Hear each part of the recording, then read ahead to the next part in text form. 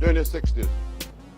And it was lawyers, unbelievable, courageous men and women of the bar that came to my rescue.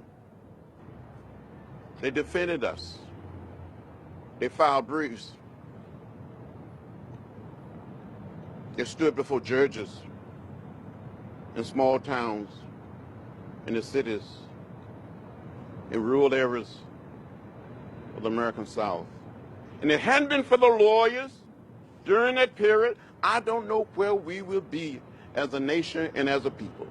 So I want to thank you, this wonderful organization. I want to thank you, Public Defender Training Center, for getting in the way, for defending those that have been left out and left behind. Thank you. The late Congressman John Lewis was a fierce advocate for disrupting the status quo. He was a trailblazer in the civil rights movement and a strong supporter of Gideon's promise. His legacy lives on in the work that we and our fellow civil rights organization work towards every day. July 17th will mark 2 years since the passing of Congressman Lewis. John Lewis was not only a hometown hero for all of us in the city of Atlanta, but also a national icon who brought about a great deal of change in the protection of civil rights. He served as the congressman for Georgia's 5th Congressional District from 1987 until his death in 2020. Throughout his entire lifetime, he never stopped fighting for the rights of others. We would like to dedicate July's episodes to Congressman John Lewis. Yeah, absolutely. And, you know, Congressman Lewis was known for a phrase, good trouble. He said, never, ever be afraid to make some noise and get in good trouble, necessary trouble. And good trouble really is about disrupting the status quo in a nonviolent way to bring about necessary change for the betterment of society as a whole. In June, we launched our first ever public service announcement, aptly named Good Troublemakers. The PSA showcases just a few of the many zealous and dedicated public defenders. Well, today I have a good troublemaker with us. I am so excited because we have known this guest now for years. It's been over 15 years now, I think. So I'm telling everybody's age on this one. Today's guest is a dear friend of Gideon's Promise. Actually, she's one of the reasons to help us change our name from way back when to Gideon's Promise. And she's very important to us because of the role she has played in making good trouble throughout her filming career. Dawn Porter is a former attorney and a successful filmmaker. Her first film was titled Gideons Army.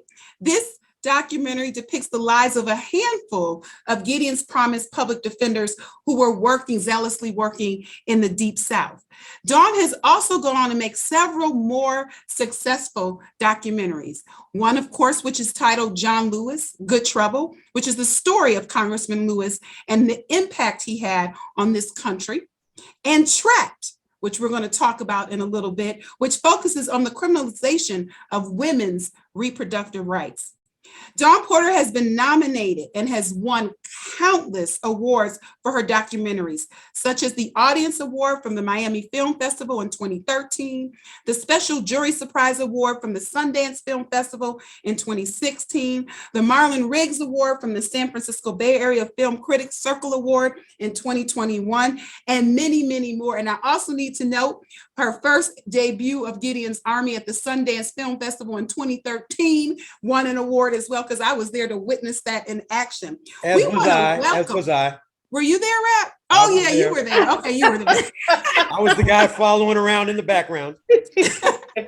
So, yes, and of course, John and Dawn served on many panels at the debut, which actually debuted on Martin Luther King Day that year, which was an amazing thing, a momentous thing. And so I want to welcome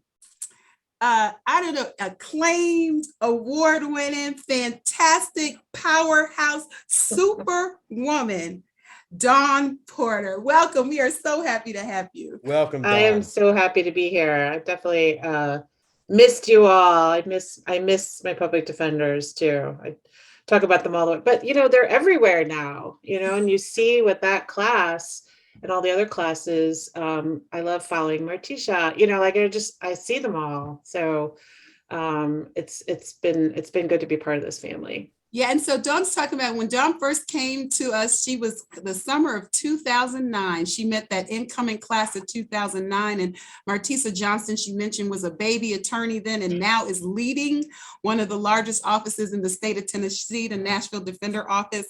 And so, yep, and she's still kicking it and bringing in more and more lawyers in her office. Is like one of the model offices in terms of client-centered and holistic representation. And So, Illy, yeah. before you get to the first question, Dawn said public defenders are everywhere. And I know she was talking about the public defenders she's met through Gideon's Promise, but more generally, public defenders are everywhere now, even on the United States Supreme Court. Yeah! Just wanted to throw that in. Go ahead, Illy. Okay, and so Dawn should give you some little editorial rights or something, John, because you're not helping with her next film. No, I'm just kidding. Well, I am doing a series on the Supreme Court. We'll talk about that in a little bit. I'm interested. So Dawn, I want to just go right into filmmaking. So you went to school, you went to law school, you were a practicing attorney. And I know you've done these interviews many, many times. But for our listeners, how did you switch from being an attorney and what led you to the film industry? Yeah, that's a great question. I worked for a private law firm, mostly corporate based. Like a lot of, Black students, I had a lot of student loans to pay. And, I wanted something stable. So I went to this firm. And I was not unhappy. I know a lot of people are really unhappy, but I wasn't really connecting to people. And I think when we go to law school, you don't really connect what the practice is going to be like unless you're interested in indigent defense. Those people really understand, kind of why they're doing this work. And so, being at the firm, I was okay, but it felt very just flat. And I thought, like, this is not really what I want to do. And then to tell you the truth, my best friend at the firm passed away. She was in her early 30s and she got a really bad ovarian cancer. And it just, at that age, you don't really usually know your friends, God willing. And so it just hit me like a brick. And I just thought, this is not what I want to do with my life. And I'm not gonna, you like the Red Hot Chili Peppers, this life is not a run through. You get one life. So I promised myself, whatever next thing that is a little scary but interesting, I'm going to say yes. And I'm not going to just do this straight path to being a partner and having a big house. Like, that's not what I want to do in my life. So the next thing that happened was I got a job offer from ABC television to go in-house, work with journalists. That was closer. That was like journalism I'd always been interested in. And then from there, I got an offer to work at ABC News. And my job was ethics and standards. So it wasn't, can you legally do this job? It was, should you report this story this way? Should you report the name of a rape victim? Should you disclose the identity of a minor? All these ethical questions that we were, kind of, there's no rule book for this. You just have to have some good judgment, and you have to understand. My boss at the time was so prescient. She said, if we lose the respect of people, we're done. The news is done if the press doesn't have respect. And so I spent 8 years there. And while I was there, a lot of times we would have to make very quick decisions. So she would say, why don't you just go on down to the edit room and make sure, we're not. Anyway, so I spent a lot of time in edit rooms. And once I was there, I was like, I could do that. Like, it seemed like a big mystery. If you don't know how television is made, it seems like a big mystery. And demystifying it made me think I could do it. I went to work at A&E television. And then I was like, okay, but I am still a lawyer. So I spent a year going to film festivals, going to conferences. I wanted to understand the business of it because I thought, I just want to understand how this works. And in that, like, it was my year of learning how to make films from the business side. How do I fund it? How do I make something sustainable? I reconnected with Kirsten Livingston. And Kirsten and I had volunteered to be mentors and tutors in a program run by David Domenici and Cheryl Mills. And so we also did this thing helping Black law students navigate through law school, because a lot of Black law students are the first people in their family to go to law school. So they don't know things like a clerkship is good if you want to do a certain path. And so we called it our own little road show, and we would go around and speak to Black law students. So we got to be friendly. And so when she moved, she was brand new at her job. I'm not going to say she didn't know what she was doing, because she always knows what she's doing, but she didn't have the same restriction. She didn't have the same filters. So when I said I want to make a movie, I pitched her actually Spies of Mississippi. I pitched her a different movie, and she said, well, I don't think we really fund historical films, but are you interested in anyone that I am funding? And I was like, I'm interested in those public defenders. So she introduced me to Rap, and I'll never forget, Rap called me. I was in the grocery store, and he was like, Dawn, Kirsten Livingston says we should talk. And I was like, who is this guy? And he was loud too, right? He was loud. He was loud and energetic, but I was like, he's so alive, he was so passionate. And so I hadn't made a film before, but Kirsten didn't care about that. And so first thing we filmed, if you remember, was Vernon Jordan and Michelle. Yeah. Oh, at the fundraiser. Oh, in DC. I forgot about that, Dawn. Yeah. Mm-hmm. And at that fundraiser, Vernon Jordan talked about something he didn't talk about a lot, which was when he used to represent Black men in the South. And he told the story of he would go and carry the bags of Constance Baker Mountain, but that the Black community would feed them because it was segregated. And he told about how important it was when he saw, and I was like, so Vernon Jordan, very powerful, well-connected lawyer, but the story he's telling is about something that's important to him. And it was not about his famous people, but it was about this work for poor people.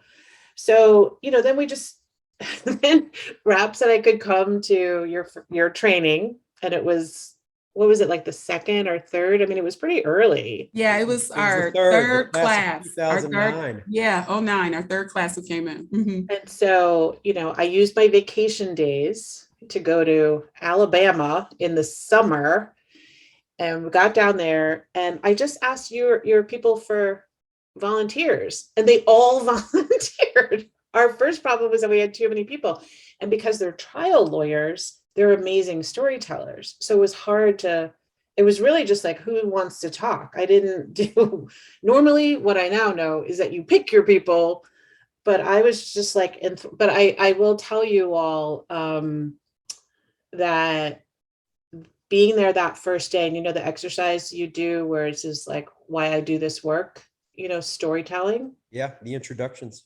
And when people told their stories, and first thing is, we couldn't get through them all in one session. You had to have a second session because the stories were so intense. But I literally started to cry. And I was like, this is why people are lawyers.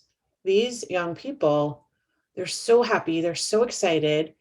And then I noticed something, which is most of them have a story in their background about being powerless. I don't know if you remember the young woman who said her mother was a parole officer, and she would bring food to her clients. And she was like, why are you doing that? And she said, because my clients don't have any food. Or the young man who said his brother had a mental disability and was always picked on. And he started crying, and he's like, I was the younger brother. I couldn't defend him, but I was like, I'm not going to let other people. So they all had this story about feeling, powerless and wanting other people not to have that feeling. It was really, really interesting. So that's the long story, but that's the whole story. Dawn, I'm not surprised, but it moves me that those stories stay with you. Really, I mean, this is now 12, 13 years later. And you know, there are so many of those stories that make up my sort of my sort of experience with this Gideon's Promise community. And you obviously captured several of them, and three of them were central to the movie. And now the film actually turns 10 next year. It's incredible. I can't believe it's been 10 years. It seems I like can't either. and it seems like it's evergreen, because I really get so many young, really law students who want to be public defenders who tell me they watched Gideon's Army and that's why they want to do this work. I mean, it's really incredible that 10 years later it's still having that impact. But I wonder, sort of looking at the 10-year anniversary coming up, what do you sort of hope? What did you hope would be the major takeaway of the film, and do you feel like you accomplished that? I mean, yes and no. You know, the stories are so I think what I did accomplish, which was a goal, was taking people into the world of the why I do this work question, because and so I will do this I give a lot of speeches, and most people have seen it, and it's really wild, like how many people have seen it and come up to me and say, a director I know, his mother and her boyfriend volunteer at a public defender office now. They do intake. But I wanted to explain why people would do the job, and to have some sense of the weight that public defenders feel, even when they're doing a great job. There's a, so like, I remember asking this one woman, so like, I'm like, what's your greatest fear? And she said, and she had just like won this big case, right? And she said, I haven't looked at all those cases in 3 weeks. And so you can't ever really celebrate, because there's always somebody next who needs your help. And so if you are a person who cares about that, that's what really stays with you, not the victory. And so I think that came across, how much people really care about what's happening. I think some, but not all, of the injustices of the system came through. And it would have been nice to have like more of what your program is and why your program is different. But I think people really, really connected with those young lawyers. And so, I'm very, very proud of that.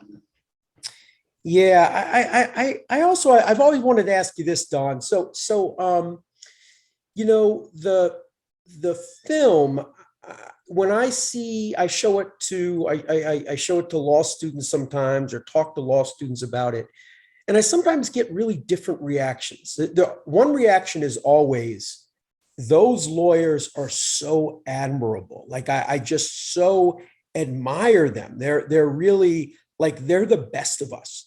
And then there's another reaction that is like, that is so hard. I thought I wanted to be a public defender, but I can't subject myself to that. Like, it seems like you're the little boy putting his finger in the dike, and every time you plug one, 10 more spring up. And I wonder, I mean, you lived this for more than 3 years, making this movie, and I'm sure you had a lot of highs and lows as you did it. Did you leave ultimately sort of inspired, discouraged? Sort of, how did you walk away from the film feeling about the future of indigent defense?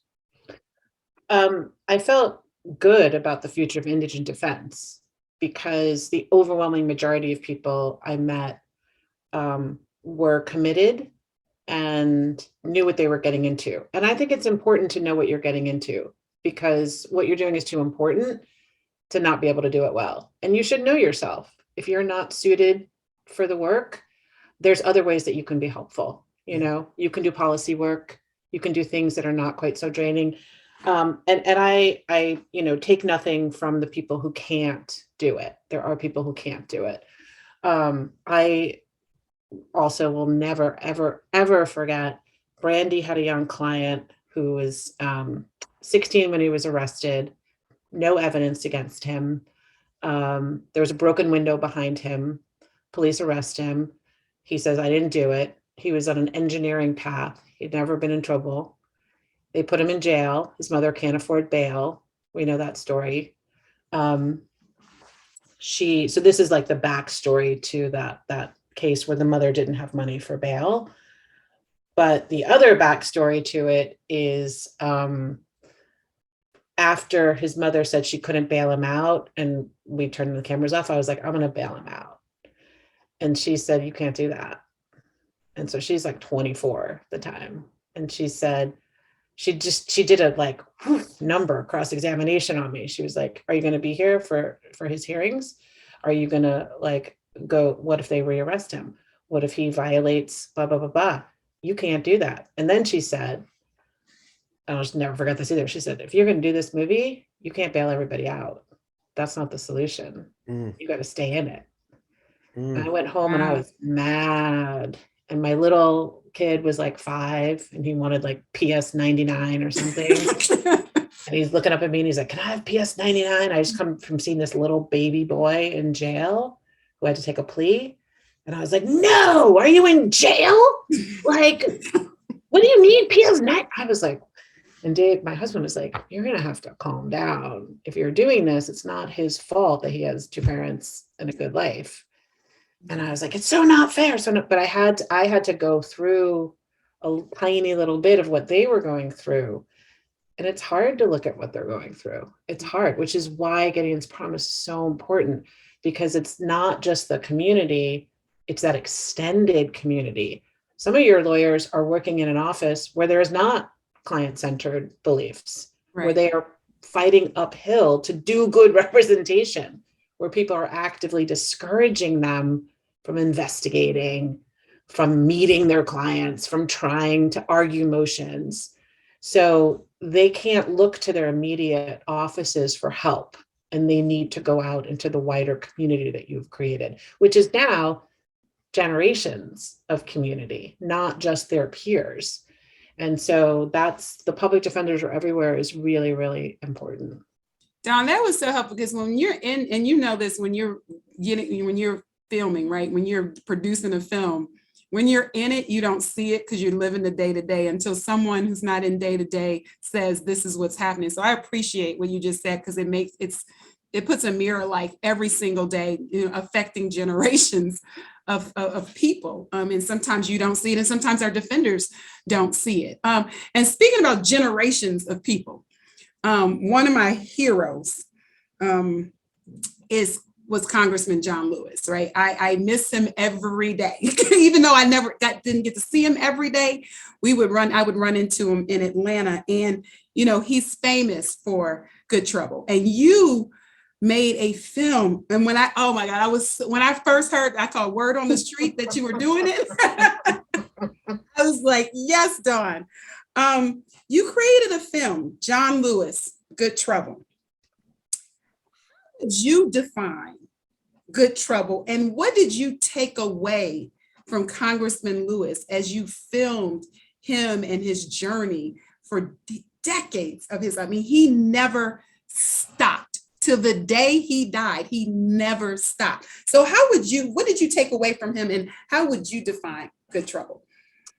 Making that film was like one of the, sometimes you don't want to meet your heroes because they might disappoint you and you want them to just stay pristine. And I can honestly say he exceeded my expectations of goodness. When we would go film, he would greet every single person in the room, ask what they were doing, how they were. How you doing, brother? How you doing? Thank you very much. Always introduce himself, always kind to people. And of course, the first time I met him was at a Gideon's Promise fundraiser, where he told the stories to the young lawyers about how they kept him alive. because they started that daisy chain where the lawyers would call the jail where he was in prison in Parchman. And he's like, they took our clothes, they took the mattresses, they wouldn't feed us, but they wouldn't kill us because the lawyers were calling. And that meant a lot to those young lawyers who heard that. Like you could have heard pin drop, right? When they said that, they hadn't thought about that. That's also what lawyers do. So, you know, I wanted to make that film, obviously, because he's John Lewis, but also because it was, you know, it was Trump was still in office. And I was like, I need to believe in something right now. I need to believe there's a politician who cares, who's effective, who's still fighting the fight. So there were times when I would say, Mr. Lewis, I'm so worried about kids in cages. I'm so worried about name the parade of horribles. And he would say, well, you know, you can do this, you can do, and he would break it down in like little steps because I was focusing on what I couldn't do. And he was focusing on what he was going to do. And my husband started calling him my life coach. He's like, who's your life coach? Well, when you get John Lewis as your life coach, you have arrived on. and I, you know what? So what I took from making that film was he never lost his love of country or his optimism for humanity. John Lewis approached every single person as if they were good. You would have to prove you were not good. And that was like, I can't say I always do that, but I learned from it.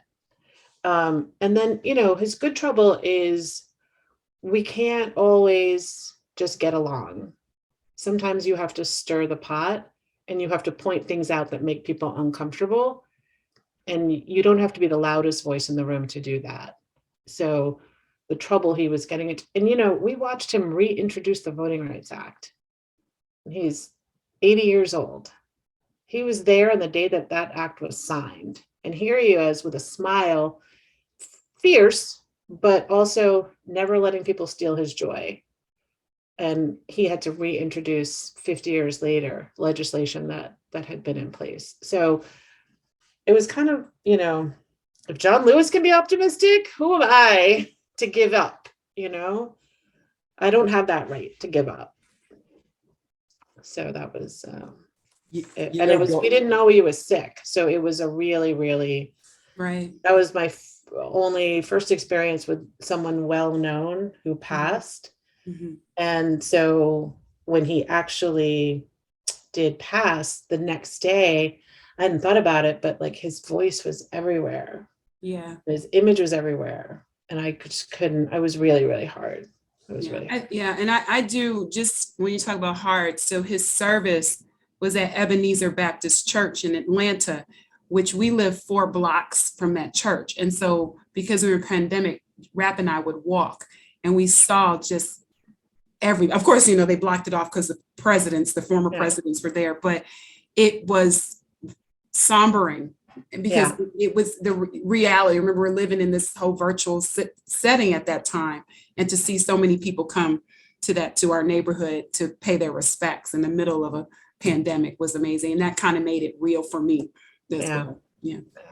But, you know, I also have to say, as we talk about John Lewis, shortly before he died, I remember we were doing a gathering with a couple hundred public defenders in a hotel by the Atlanta airport. And John Lewis, Congressman Lewis, happened to be there with Senator Cory Booker. And a group of our public defenders were there. And I remember getting a text from our public defenders, and it was a picture of them. They did a selfie. A selfie. And you know, and he said that they stopped and talked to him, and he was so excited to be with public defenders, and he knows Gideon's Promise and is a supporter. We actually got his permission to name our Lifetime Achievement Award after him before he passed. But it was really just a reminder that ultimately he was someone who I think really was most about supporting folks whose names you'll never hear, who are doing the hard work behind the scenes, who don't have cameras on them all the time, but are just sort of toiling. Sometimes they feel like in obscurity. And then there's someone like John Lewis to remind them that they're really important. That's just sort of one of my favorite memories of Congressman Lewis. And I have to say, Don, you mentioned that Congressman Lewis would sort of remind you of the little steps you could do instead of focusing on all the things that you can't do. And I love that lesson because I feel like that is so much a lesson that we try to bring to Gideon's Promise and you capture in your film. And I just want to go back to that movie one more time before Illy takes us to another one of your films. There's a scene in that movie that's so powerful. It's where Brandy it's on her birthday and she's going to skydive for the first time and her father's there. And he says, he's talking about his daughter, who he obviously loves with all his heart. He says, when you have a person who believes in helping people, you can't fail. I don't care how much you feel like you fail. And it's a message that Brandy, I know over and over again, needed to hear. It's a message that public defenders need to hear, that it's easy to focus on all the things you can't do in times that seem like they have obstacles that are insurmountable. But it's important to always remember that just if you come at this with a good heart, what you do matters. And I just wonder, Dawn, if you could share, not just from your work with Gideon's Promise, but all of your work now, your life's work, I'm sure have given you some real words of wisdom. What would you say to public defenders who right now feel like I'm failing, I just can't go on? What words of advice would you have for those young heroes? I think the first thing is to say those feelings are real, that you should give yourself permission to feel that. But I do think the way that we all see ourselves is sometimes we're our own harshest critics. And Brandy had a client, he's not even in the movie. And I had like, motivated by you all, I had like worked my tail off to get permission to go into jail with a camera. And so we get there and we had to do it like multiple times. We get there finally, and you go in and the door slams behind you. And then you keep going in, the next door slams. So I'm like 3 slam doors in, this guy who was accused of murder. And then the guard goes, "I'll be right back."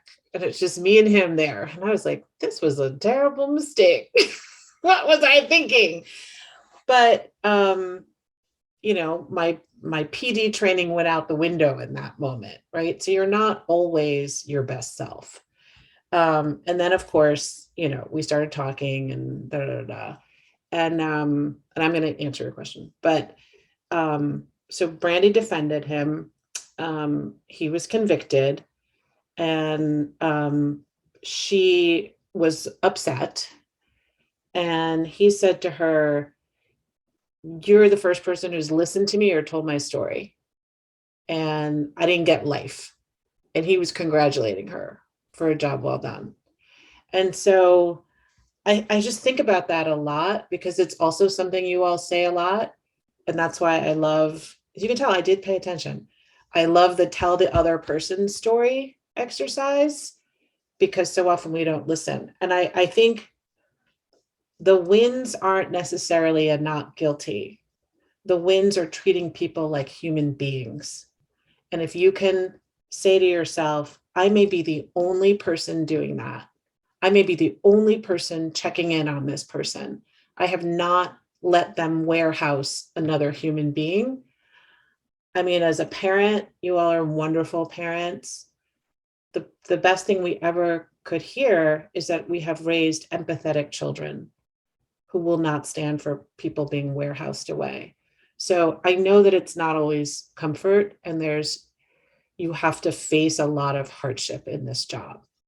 But you really, I saw it over and over and over. I'm doing something now with MSNBC. There's a reporter, Dan Slepian, and he was going up to Sing Sing. He met a guy JJ Ramirez, who said, I'm innocent. And he was a reporter. He didn't really believe him. He talked to him.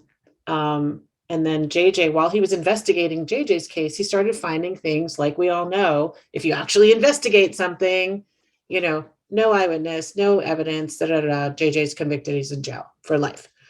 So then JJ said, you think my case is bad? You should meet so-and-so. Dan, the same reporter, meets so-and-so, starts investigating his case, gets him out. JJ says, oh, and you know who else? You should meet so-and-so. This happens 5 times. Wow. Dan gets 5 men out of prison. Oh, wow. The last person left in prison is still the original guy who just got out. Wow. So this is over a span of 20 years. Dan, because he's a reporter, he filmed all of it. So we are doing that. It's going to be a 4-part series on MSNBC. And so this is like what the reporters can do. So it's really an indictment of the New York State criminal justice system, how all of these men could be sitting in jail and be innocent, but it's not the Innocence Project. I love the Innocence Project, very happy about that.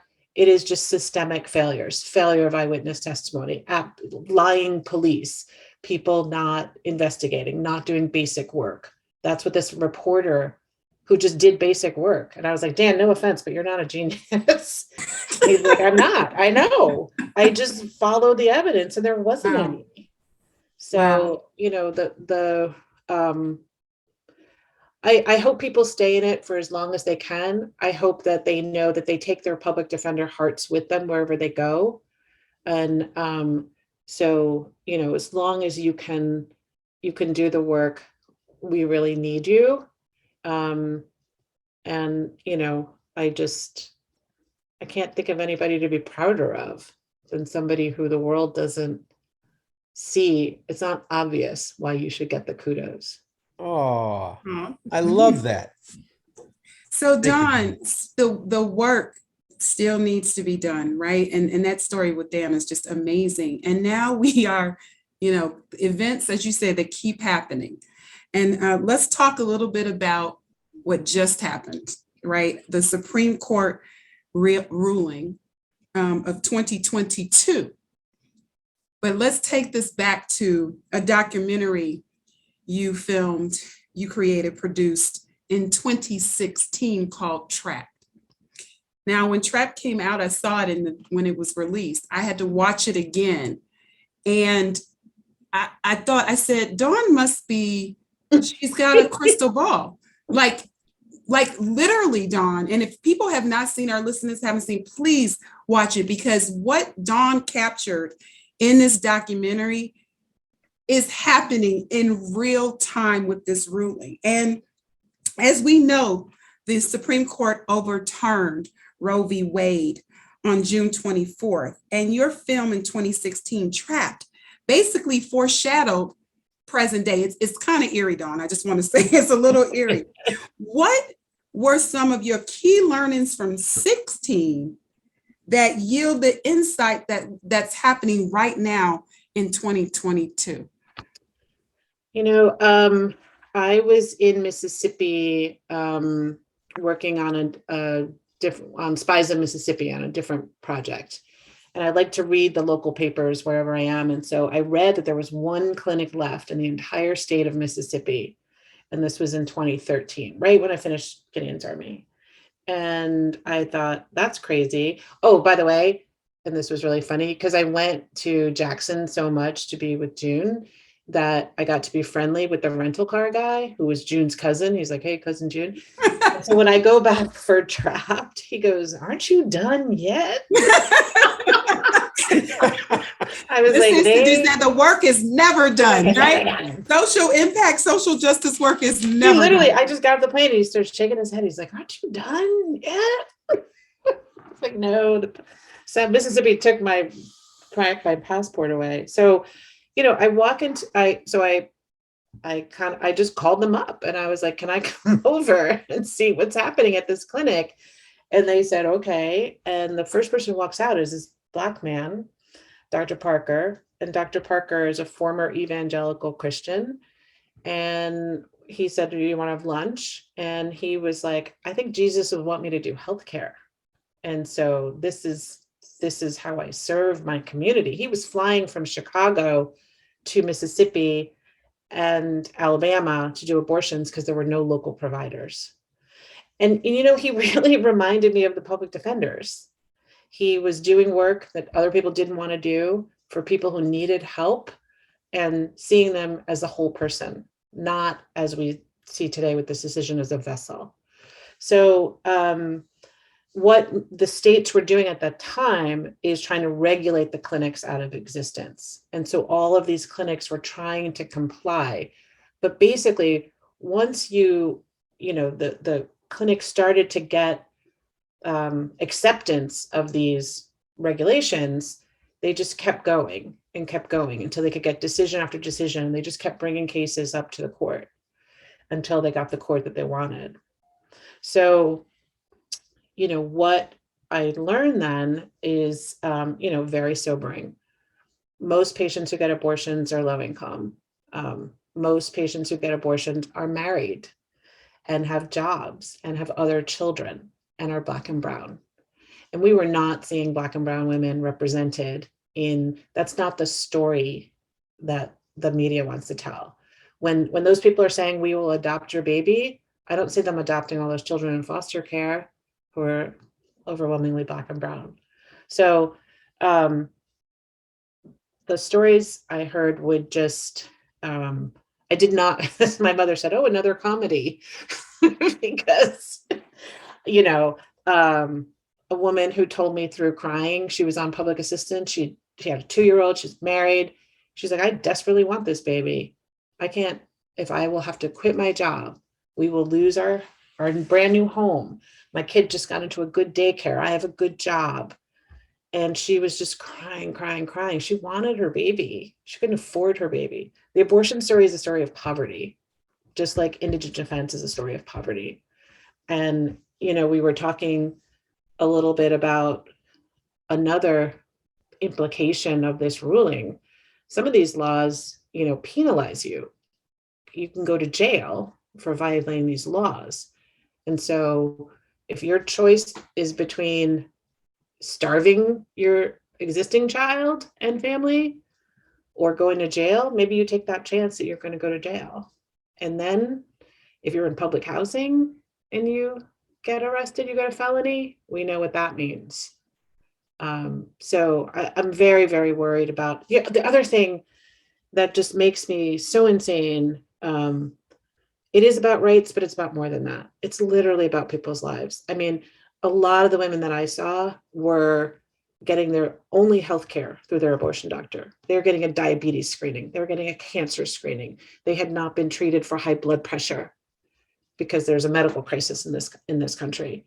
And because I really think a lot of the abortion doctors have the hearts of public defenders. They weren't just going to do the abortion and send a person with sky high blood pressure out. They would write a prescription for blood pressure medicine. They would refer them to a different clinic that they could get basic health care. So that web of healthcare is now going to be eliminated.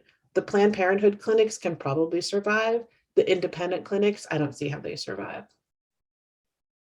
And Dawn, can you discuss, you mentioned it about poverty, it's about poverty and it's about reproductive health.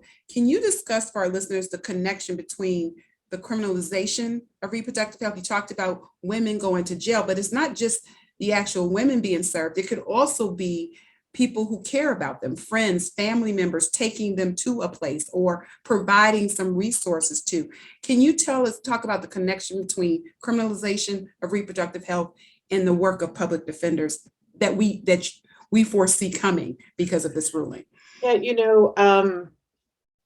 I actually hadn't made that connection until you were just saying it. But of course, this is the same population where, the women themselves, if not their partners, if they're, opposite sex partners, are already experiencing poverty leading to over criminalization, over prosecution, over policing. So the Texas law, so the Supreme Court decision says essentially states can do what they want. And so in Texas, you have a law that a number of other states are now copying. And this is something that is happening around the country, is where a law is successful, other states will do copycat laws. And the Texas law is literally a bounty. It says if you facilitate somebody securing an abortion, so that could be the taxi driver, that could be your partner who brings you to a clinic. We're not even sure, and this is going to be a big fight, whether that means transporting somebody out of state. What is that going to be? So while these cases are all going through different state courts, and you're going to have different decisions about it, first of all, there's legal chaos. And we know what happens when there's legal chaos is if you can't afford bail and you get arrested, you're going to be sitting in jail while you are awaiting for this social issue to be litigated in our very slow process. And we know what happens when people can't make bail and they have families and they have jobs and they just want to get out. They take a plea, right? So, I definitely expect that the caseload for public defenders is going to, rise as if it isn't already at a crisis level. There's a whole nother class of clients out there. And that is not just the women. It is the taxi drivers. It is the friends. It is the colleagues who are not going to be able to afford criminal lawyers and who are going to need to. So it's a whole nother branch of law, I think, too, that people are going to have to learn about. No, I appreciate you making that connection. I mean, I think we now understand so well how the war on drugs fueled mass incarceration, and it was disproportionately applied to. It was low-income communities, Black and brown communities that were over-policed, over-prosecuted, and our failure to fund public defense is part of that story. And I fear that now the war on reproductive rights, which will also disproportionately fall on marginalized communities, is going to also fuel mass incarceration. And sadly, I think public defenders are going to be an important part of that story. So I appreciate you making that connection, Dawn. I want to actually turn to one other film, your latest film, Breeway. At the beginning of this pandemic, the nation really turns its attention to a couple of very brutal police killings, George Floyd and obviously Brianna Taylor. And I think that your work in Gideon's Army really exposed a violence that happens in courtrooms every day that's invisible, that no one sees. It's a violence that happens when police survive police encounters, and you did a lot of work helping to expose that violence. But there's also a violence that is more visible when media is paying attention. Well, when cell phones are turned on, and we've really been seeing more and more of these incidents of police brutality. And obviously Brianna Taylor is just one of the more publicized ones. I wonder if you could tell us about your work with Breeway and what we can expect from that film. So Breeway is a short film. Actually Sheila Nevins, who was at HBO, who bought Gideon's Army, she sent me an article in the New York Times about Brianna Taylor. And she just wrote in a post-it, "You should make a movie about this. I will pay for it." And I was like, okay. And the reason I wanted to make that film was because everyone was talking about her death and no one was talking about her life. And she left a sibling. She left a mother. She left a partner. She was a young woman with dreams and hopes. And all we saw was her death. And so, so I found out that Amy Sherald, the noted African-American painter, same painter who painted Michelle Obama's portrait, Ta-Nehisi Coates was going to curate a whole magazine for the New Yorker. And he asked Amy Sherald to paint the cover, to paint a portrait that then they would photograph and use as the cover of this issue that he was curating with a bunch of different writers. And Amy said yes. And she did this marvelous painting. her process in doing the painting was she called Brianna's mother, and she said, I had never painted someone who wasn't living among us before. And so Amy's process is she very much takes what she feels like is your energy, your spirit. That's part of how she captures and does her art. So she was worried that she couldn't capture Brianna's spirit unless she knew about her. And so her mother sent her a bunch of pictures. She sent her like just things about her life.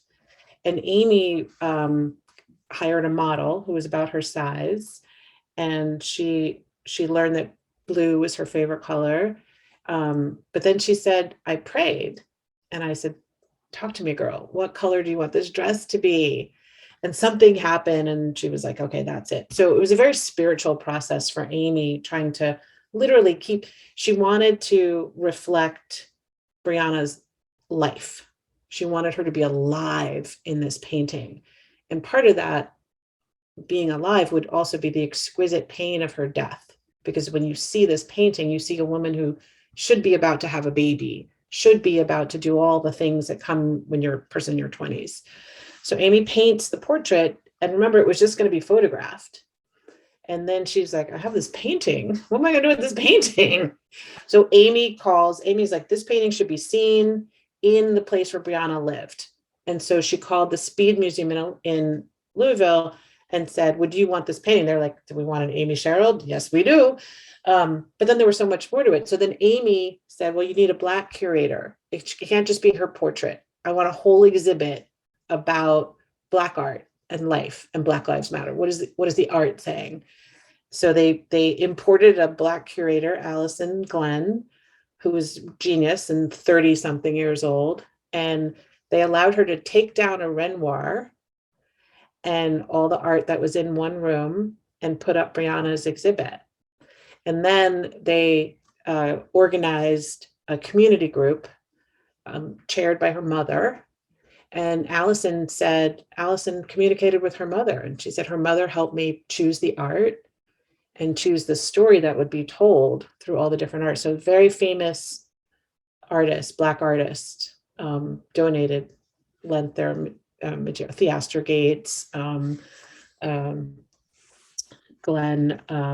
forgetting Glenn's last name, so you have to edit that out because he'll kill me. But like really famous people. And then they invited the community in, and they had a community meeting, and the community members said, we have never been invited into these walls before, and there was nothing here for us. Wow. So it became so much more than just a painting. And then Brianna's mother said, I would really like to celebrate this on her birthday, not on her death day. And so that's what happened. Wow. Yeah, it was a very moving experience, and the painting is exquisite. And then another piece of it is Amy donated. So the painting was acquired by the Ford Foundation, and Steven Spielberg's wife. They have a foundation, so they bought it together, and another foundation, and then they donated it to the Smithsonian. So it will live between the Smithsonian and the Speed Museum in Louisville. And then Amy donated 100% of those proceeds for a scholarship in Brianna's name. So you literally will say her name to anyone who gets the Brianna Taylor scholarship. Isn't that great? Wow. That's great. It was a great story. Amazing. That's amazing. It's That is amazing. So Dawn, last question for you. Every film you've made is connected in some way, right? And that's the genius of Dawn Porter. What's next? Because I'm excited. What's next that you can share with us? Can I get the inside scoop, Dawn? What's next for you? So, the crystal ball. So about a year ago, I started on this project with Showtime Networks. It's a 4-part series about the Supreme Court. And at the time I was like, we were all worried, but we weren't panicked, right? And so they just called me up and they were like, do you want to do something in the Supreme Court? And I was like, sure. But I'm thinking it's like you all are, like lawyers are going to watch it, right? Like who's going to watch it? And then of course, so we're 8 months into it. the leak happens, Ginny Thomas and her activities happen. The Trump court members are embarked upon the most dramatic shift in the court in its history, literally in its history. I mean, people thought the Warren court was a big thing. Earl Warren, by the way, did not have a confirmation hearing. He was just appointed. And I don't know, everyone was busy. And so they got a ruling from the Justice Department that it was okay for him to not have a confirmation hearing. Wow. One of the first confirmation hearings happened for Justice Frankfurter because he was Jewish. Interesting. So so all this, like, who's more qualified? Ketanji Brown Jackson has more judicial experience and better qualifications than the last 3 justices combined. Wow. Wow. So there's a lot of misinformation and misimpression. So that's what I was originally doing, is just like, and then I was like, it would be really interesting to trace some of these decisions back to like what happened when Roe was implemented. So Roe, as you probably know, was 7-2. All the Republican justices, with save for one, voted for Roe. Settled law. The same underpinning governs, contraception, interracial marriage, gay marriage. So you can't just pull that thread. You can't just take a hard turn with Supreme Court jurisprudence. That's not how it works. So the lower courts are really in disarray about how to apply this. And with Justice Thomas's invitation to overlook any substantive due process, case law built on substantive due process, talk about being in a real. So, when I first started, I was like, wow, I'm going to like make people hate the court, but now they're doing it themselves. So now I'm not worried about that. You're just giving the actual factual evidence. Here's the receipts. Right. Here's your receipt. Here's the receipts. And ironically, Don, this court seems to give new meaning to the term judicial activism. 100%. I mean, Heller, which we're trying so hard to get Scalia's clerk to talk to us about Heller. It essentially does exactly what he's critical of Roe for doing. So, where's the consistency there? So what I'm trying to do is help people actually have an understanding. This is not an emotional decision. These are the facts. This is how the court has been run. And there are good reasons for that. And so when you're talking about what happens next, I feel like we should all be informed about what has come before and why we valued that. So, but it's a hard film to make because it's a lot of, like, the thing about Gideon's Army was there's these 3 compelling people. And so the story is small but huge because you can connect. And with this story, so we're trying to use a lot of archives. So you're hearing it from the justices themselves. Gotcha. Because it's important that it not be a polemical project. So we're trying really hard, but it's really hard to be balanced with these facts. So, well, I look forward to it. As I said, John Porter, you must have a crystal ball because everything you produce, it shines a light on it, but it also educates us on the different things, the social issues of our time, of our generation, and things that impact future generations, like our kids your boys are all grown and mine are almost there. And it really is important that you continue to make good trouble by producing your amazing films and just being who you are. So Dawn, we thank you so much for joining us today, because we know you're so busy. So we appreciate all the time you gave us today. And Illy, before you wrap it up, I just also want to say thanks, Dawn. I mean, your body of work is so important. You continue to produce stories that need to be told. So thank you for that. But also thank you for your friendship and support and love of public defense over the years. You've meant a lot to us since we met you back in 2009. So we're grateful you joined us today. Well, I'm so just honored that you let me into your world. Obviously changed my life completely. I'm so proud that you are my first film. I always love your first a little bit more, right? So it's just really been spectacular to see the growth and the impact. And including, of course, our mention in Eric Holder's decision, the first big federal funding grant for indigent defense. Yeah. As Kirsten Livingston pointed out, did you read the footnote? I was like, I didn't read the footnote. She says, he cites Gideon's Army. So there's our little project, really started something. So I'm so proud of you all. I'm so, just proud of what you do, and to be a little bit. We are proud of you. And Dawn, since 10 years will be 10 years of this film, I'm sure you guys will be celebrating on your end with the 60-year anniversary of the Gideon decision is next year as well. So we hope, if your schedule permits, you'll come and party with us in Atlanta in March to celebrate everybody's birthday and keep doing the good work that you're doing. And in true fashion, because I've been told stop saying former fashion. This is Justice Rap. I am Illy Askia. And I am Jonathan Rapping. Rapping it up.